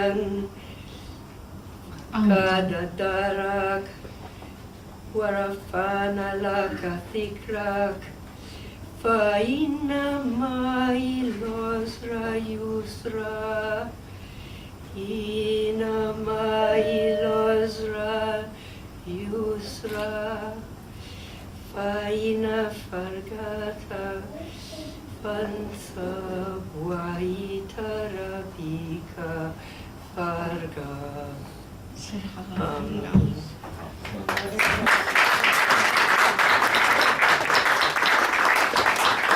A very Well done. English recitation.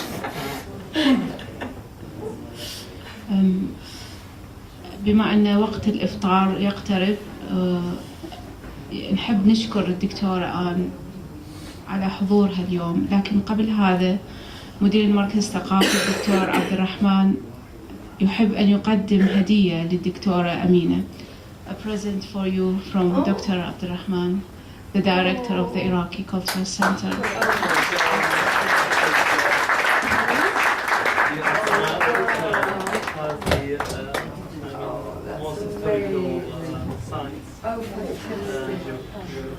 So thank you very much. Thank you so much. Oh, absolutely. Well, the person who taught me Alif Bata, his name was Louay Hassan, and he was a teacher at SOAS, and he came from Iraq, and he explained that the best accent is the Iraqi accent, and I mustn't learn any other one, which was very good because the whole of SOAS is completely run by the Egyptians. But he's lovely, and I'm still in touch with him. But don't blame my recitation on him. He was a very It was good teacher. really good. I think we enjoyed it. On behalf of everyone, I could say that we did enjoy your recital of the Quran. Thank you very much, and thank you for coming tonight. We hope to see you often here.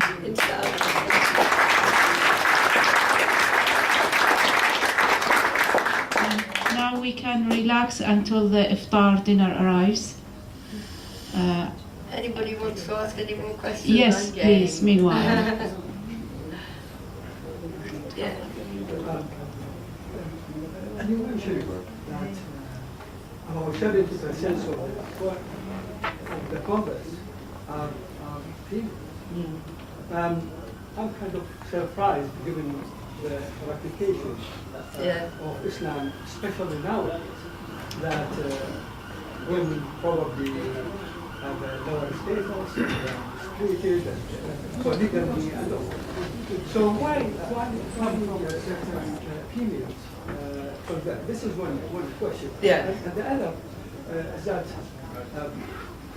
being a convert, and you go to mosques or Muslims, and as I understood that somehow they are not hospitable to you being a white convert. No. So do those people who treated you like that come from a certain background, like Pakistanis or whatever, or all of them like that, and even Arabs? I think I'll answer the first question. There's recently been a Cambridge study on female Muslim converts, and it's available online. I'll give Wahida the link in case you're interested. The entirety of the groups that met, and there were 3 weekends, were female, except for the convener, who was male, and he called himself an honorary female, so that was all right. We accepted him as such. And it was no holds barred. We absolutely talked about everything. There are 2 things. Nothing convinces like the truth. And once you are witness to the truth of Islam, you can't not follow it. And this is where I say, you know, there are good Catholics, there are good Jews, there are good Buddhists, there are good Hindus. Maybe they haven't been exposed to Islam, but those who have, it's irresistible. I don't know those of you who've watched the movies, but Steven Spielberg made, I think, one of the most religious movies I've ever seen, which is called Close Encounters of the Third Kind. Yeah.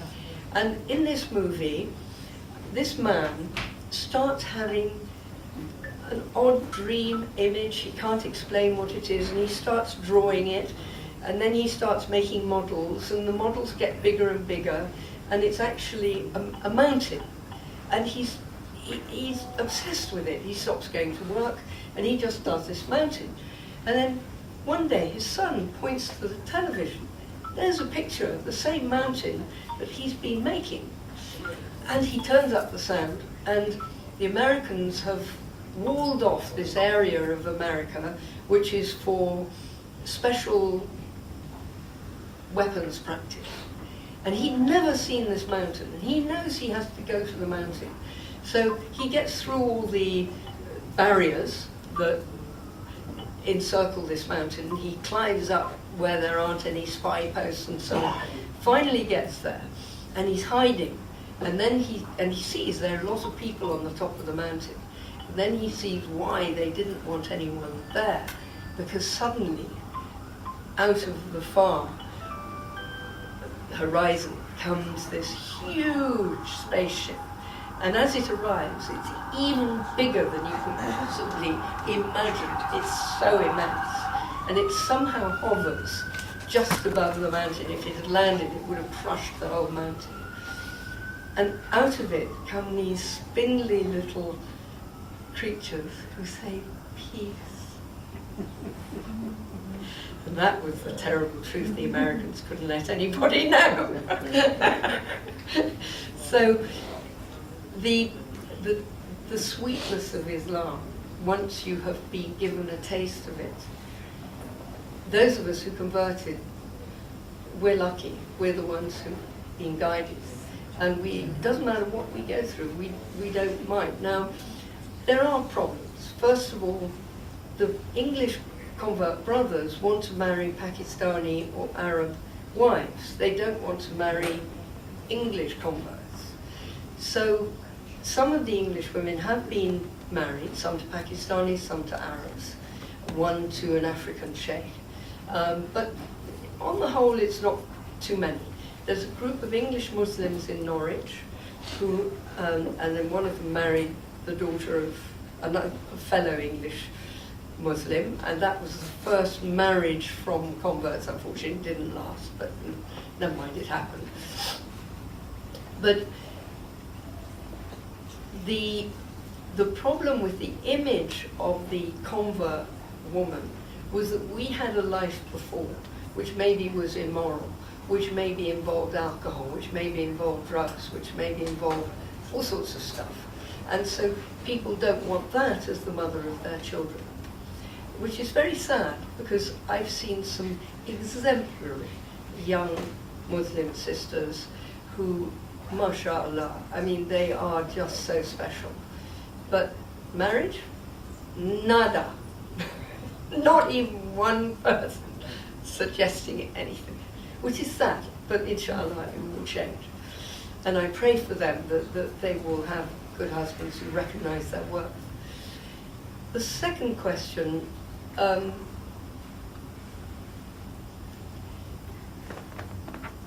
the individual Pakistani, Arab, African, Turk will be welcoming and kind. Once you're in their mosque, you're literally squeezed to the end of the road, and you're squidged out of the road until you're praying on your own. I don't understand it. You don't fit. I tried to use money to buy my way in. That didn't work. I even set up a mosque whose constitution was Mauritian, African, English convert and Pakistani. It is now 100% Pakistani and Urdu speaking. I still give them money because, mashallah, they're very good people. But that didn't work. I was trying to make sort of more of a one ummah thing. And we had a Malaysian imam for 1 year or whatever, but that didn't work. Something will happen, I don't know. We should help you building an English mosque. We should.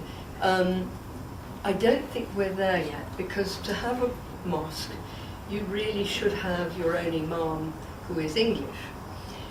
Tim Winter could be Abdul Hakim Murad. He's more than qualified to be an imam. He doesn't want to be. He's an academic. There are a couple of other brothers who have done the training in Ealing, and they would be qualified. But I think we're just not mature enough as a group. So far, we could do a community centre and invite people to come and lead prayer and to teach us and to have dialogues and so on. I think that's about as far as we can go at the moment. That's my feeling. Yes. Historically, the first mosque in England, which was built in Woking, I have seen it. Beautiful from outside. I'm not welcome there either. This mosque was established in the 1880 something. That's right. By an Englishman who traveled to India, and he knew Islam and brought it to England. And it was a big story at the time. Yeah. The Woking mosque. It's still there, the mosque. Yeah. It's 100% Pakistani, and the white face is not welcome. What was the name of the Englishman? He was like a sir. I forgot, but He's There's a group of them. They're all buried together. William something. William something. Sorry, I should know. I will remember. It's a nice looking mosque, but it's true, when you enter, it's all non-English people.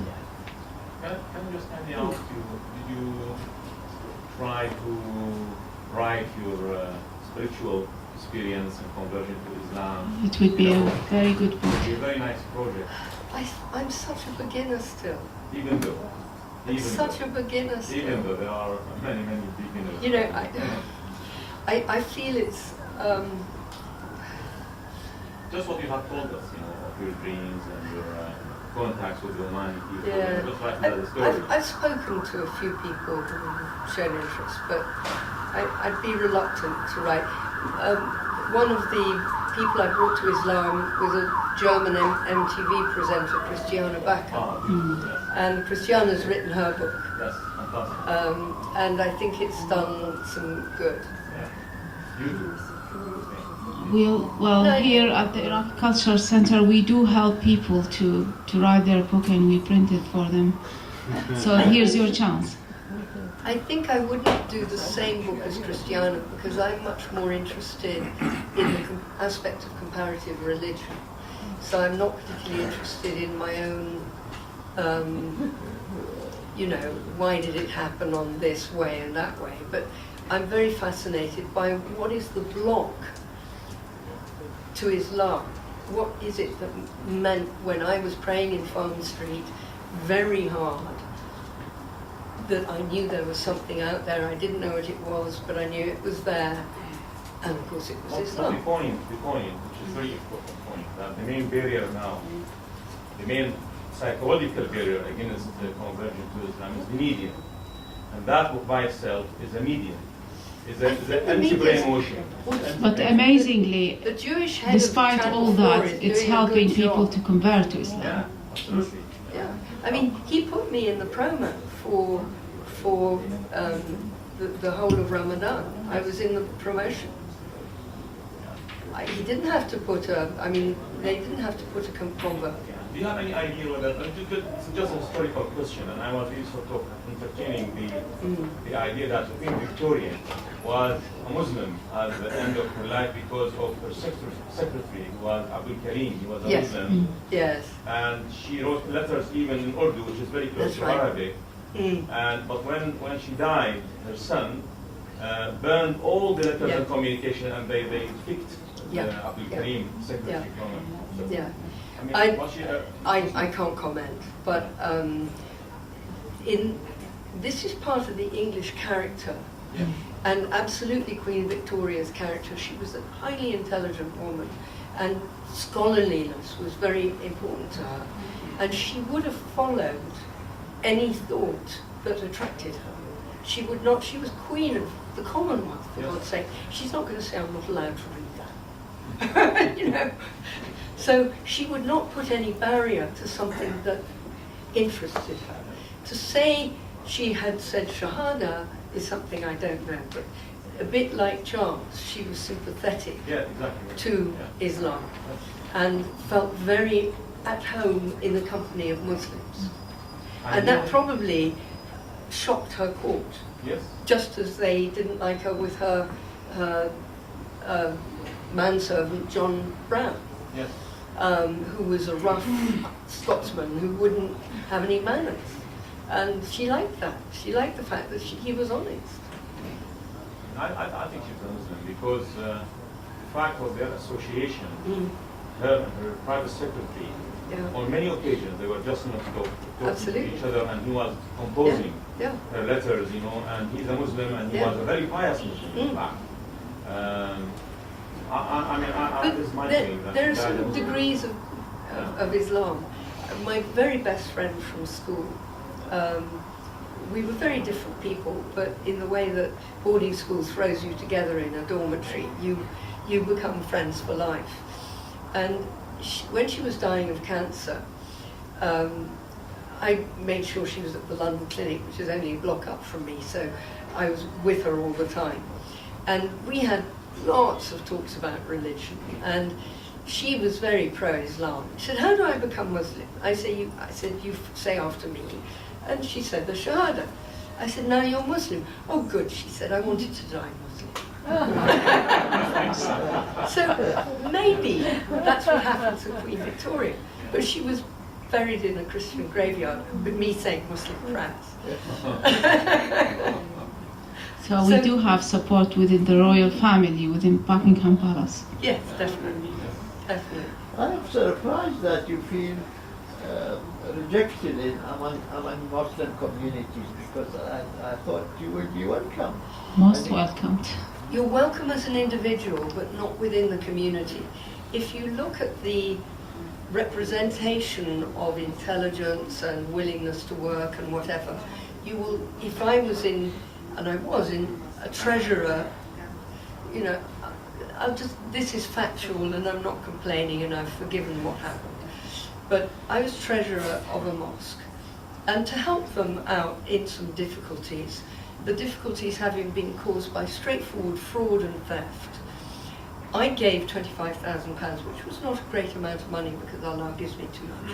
So that was nice, and it helped pay some bills, and that was fine. And then quite suddenly, one of the sheikhs turned up, and from the minbar, giving his khutbah, he said, I had stolen £25,000.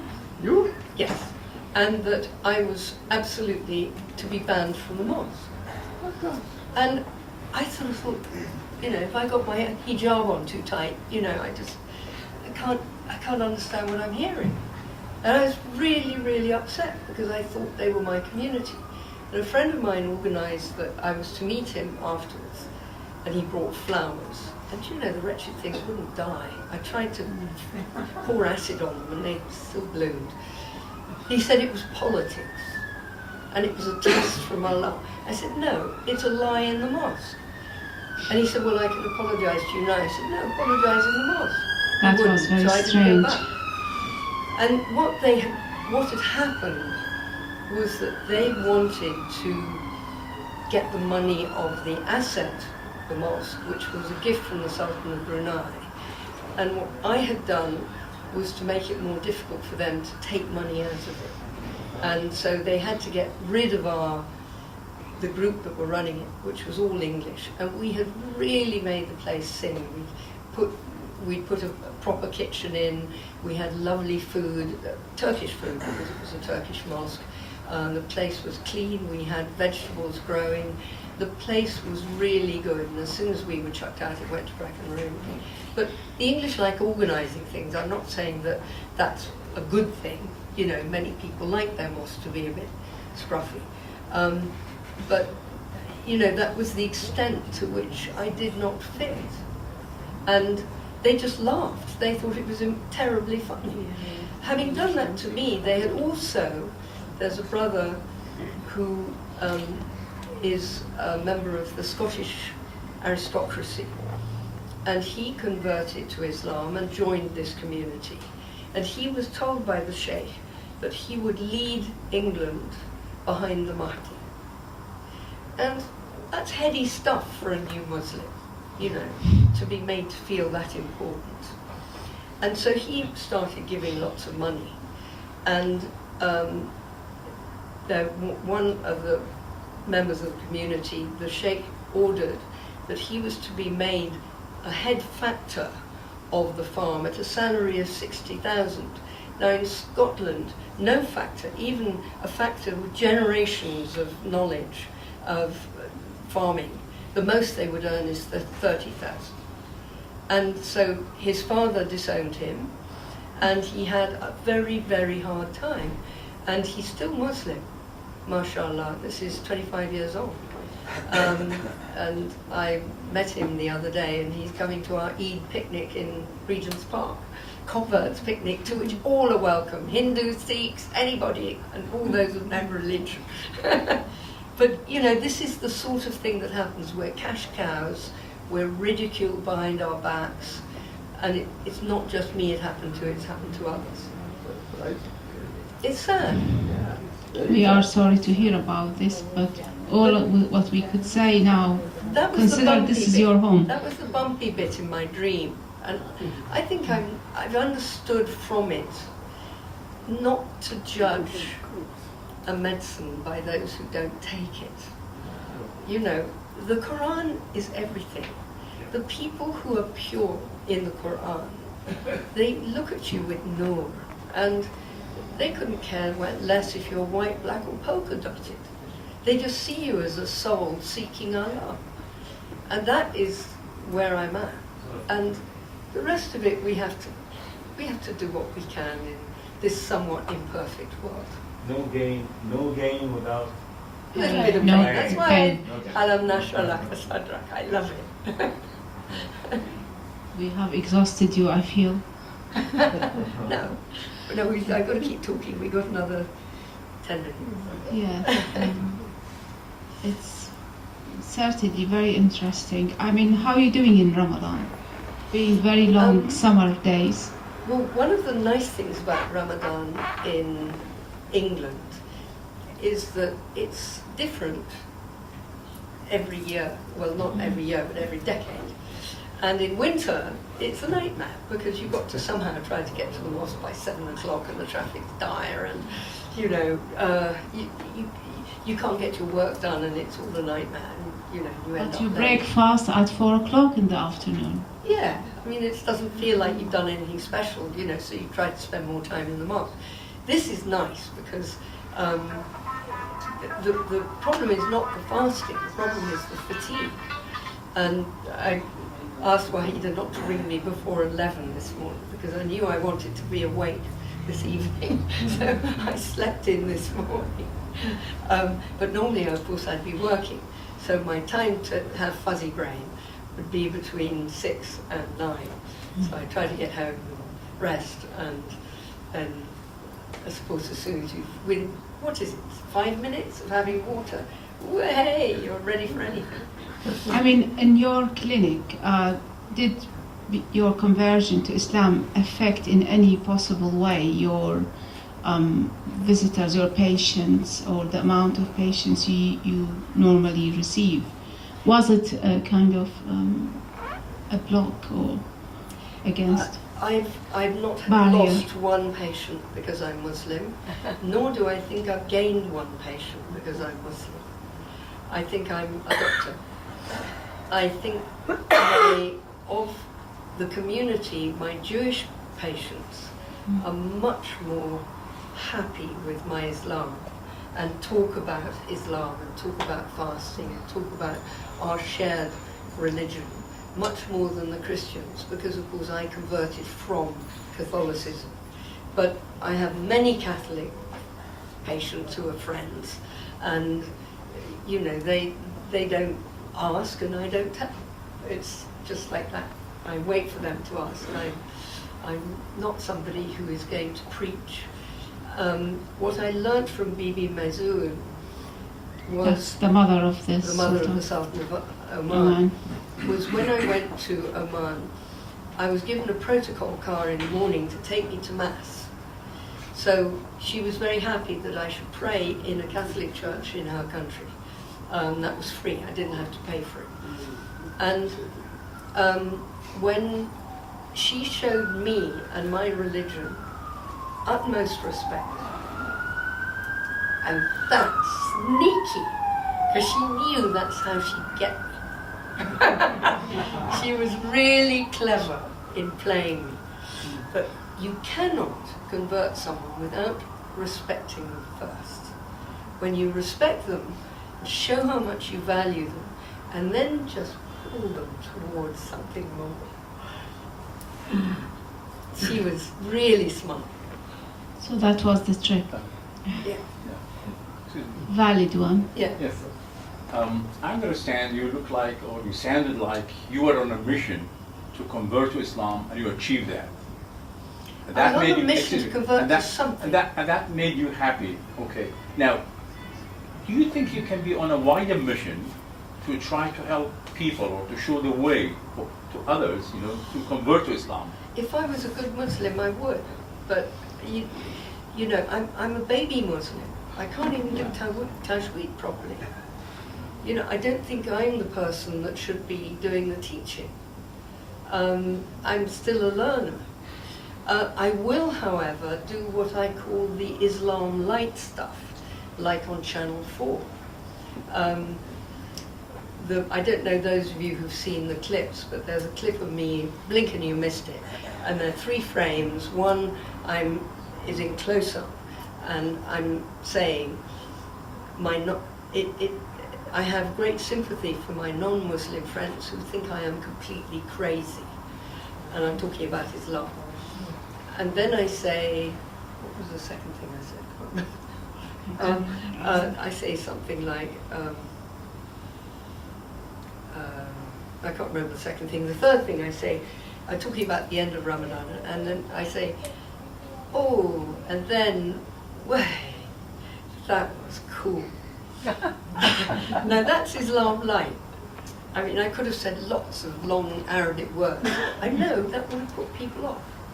But I want to show people that for us, fasting is a lightness, is a beauty, is a sweetness. We're drawn to it. You know, this wonderful paradox. I thirst for Islam. I thirst for Islam and I thirst for Ramadan. I spend the whole of Ramadan with a dry throat, but I thirst for it because it is in Ramadan when, as soon as you break your fast, you do the majority of your prayer and you feel the sweetness in your heart, which you don't feel at any other time of the year. And to me, that's the wind, or Ramadi, that comes every day, not at the end of the Ramadan, although it gets more and more and more as it goes through. But there's a lot of physiology in it. Many religions fast for the same reason, because of the physiology of fasting. I can find also another role for you, because you have been, with your charm and your character, you have been able to persuade the Channel 4, that. I was really looking through the history of Islam, Islamic terms in the English.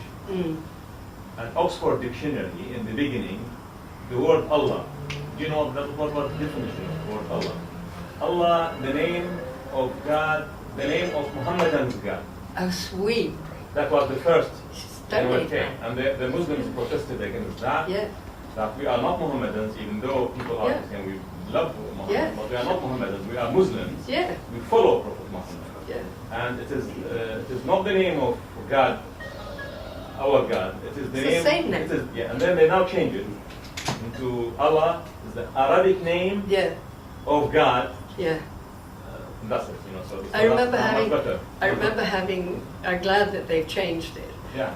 Because I've had this argument even within Catholicism, where the French say it's le bon Dieu, and I say it's God. But same thing. I mean, there are as many names of God as there are languages. There's only one God. Truth cannot hover between alternatives. That was T.S. Eliot. Even Jesus, I think, in the Bible, he said, Eloi, lima sabachthani. Yeah. And I just, noticed that this is really an Arabic translation. He's talking Aramaic.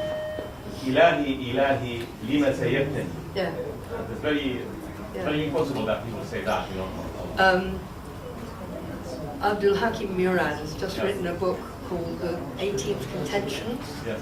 It's a series of essays, and in one of them, he points out the name Yahweh. It's the same root as Arabic, but they lost the diacritical points. So they had to make them up, so they think it's Yahweh. But actually, it could be Yahu. Yahuwah. Could easily be Yahuwah. They don't know. So, there's a lot between Judaism and us, and I think I'd like Pope Francis to be on our side, because I think so far he's a nice guy. With his first sermon to wish everybody a good lunch, makes him sound very Muslim to me. Even in the hospitals, when we go as Muslims, Yeah. we ask for kosher meat. There is no halal meat. Yeah. And the Jews, they will ask for halal meat. There is no kosher meat. That's right. So halal meat and kosher meat. Yeah. Oh, I always shop in Jewish. If I can't get to my halal shop, I always go to a Jewish shop. Yeah. Always. That's what we say. The old advice: eat in the house of a Jew and sleep in the house of a Christian. But I think eating is so fascinating. Adam falls from heaven because of the forbidden fruit. So whatever it was, its symbolism was in the form of food. So food is such an important symbolic appetite for us, but it obviously is all the appetites. And, man lives to eat. Look at the cooking programs and the recipes, and I'm about to see a groaning table of food, I'm told. Yes, it is coming. But really, we should eat to live, because the high, the real high, we should eat just enough to keep tasting another form of food. Am I wrong in assuming that more Catholics tend to convert to Islam than Protestants? Well, The actually, Protestants are less likely to yeah, become Muslims. Abdul Hakim Murad said that in his speech in 1977. I then saw two other MA theses, one that became a book, I think it was London University, and one from Wales. And now the Church of England are more than the Catholics. But when I converted to Islam, the Jesuit priest that I'd gone to Medjugorje with, I was regarded as the intellectual darling of Farmer Street. And, you know, for the priest there, for me to convert, I thought, oh, this is going to be difficult. And I said, you know, sorry about this, Father, but, you know, I'll be coming to pray, but I can't receive communion because I've converted to Islam. Oh, good, he said, I knew you'd choose an intelligent religion. So, he absolutely was fine about it. Definitely was.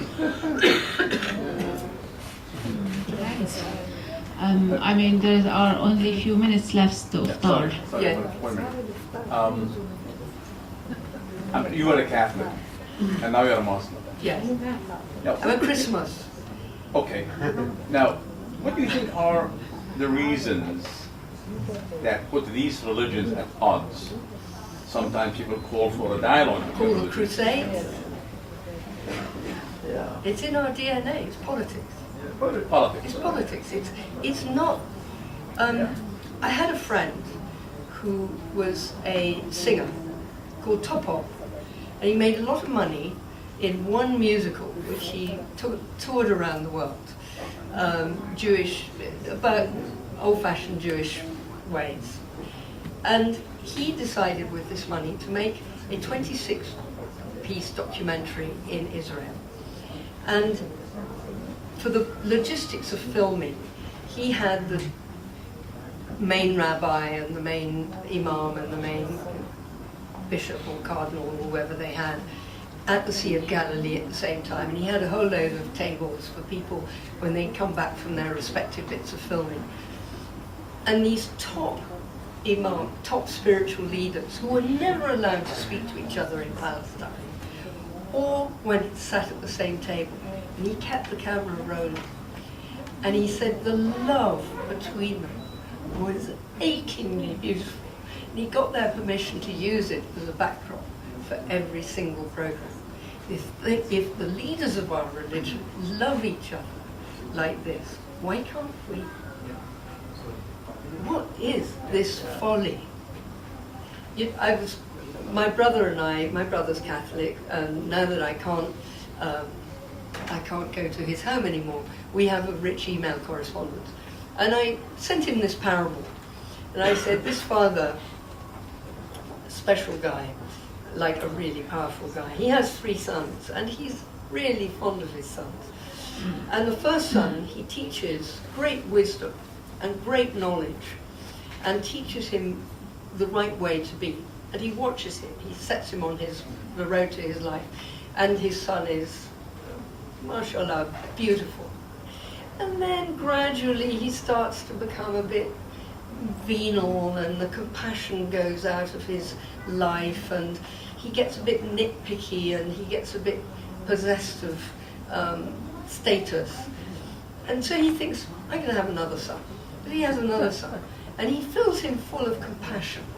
Compassion for the little guy, for the person who's been humbled by illness, by poverty, by whatever.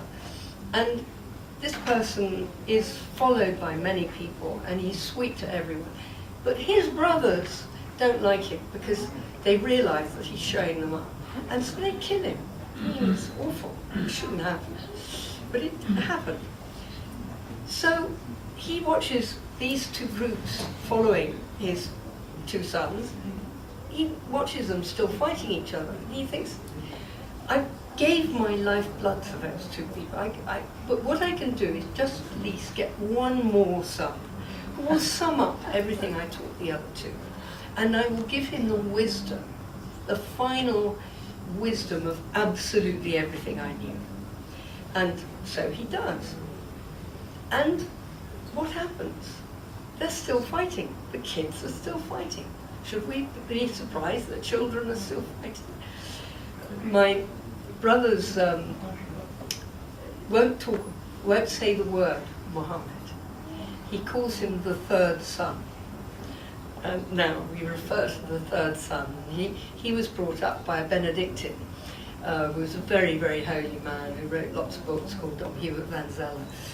And he said Dom Hubert was very partial to the third son, and he thought he was something special. So that's the dawah I've got with my brother. I think a lot of, when I personally meet Christian people and say to them, we do believe in Jesus, and Jesus is highly respected in the Quran, and his mother Mary, they get surprised. The reason is, I think, for the animosity is because of the ignorance about the closeness. Well, yes. They think it is ignorance. They think you have to repudiate Christ in order to be Muslim, and I would never have ever repudiated Christ, and I didn't have to. The fact that Isa is one of my prophets is something that Islam is very happy about. I think there's just big misconception. Islam has two meanings. Islam has submission to God, was the religion from Adam to all the Jacob and from Stone Age man. Moses, Jesus. Surrender to me in your heart. Muhammad was the seal of prophethood, Khatam al-Nubuwwah. Well, the message is the same, it's Islam. But Islam was also taken as another sort of terminology, being a religion. To really Christians who believe in God, in the oneness of God. Right. They are Muslims. And same with the Jews. Of course, the people of the book. Ahl al-Bayt. Kitab, sorry. Kitab, got it wrong. Again.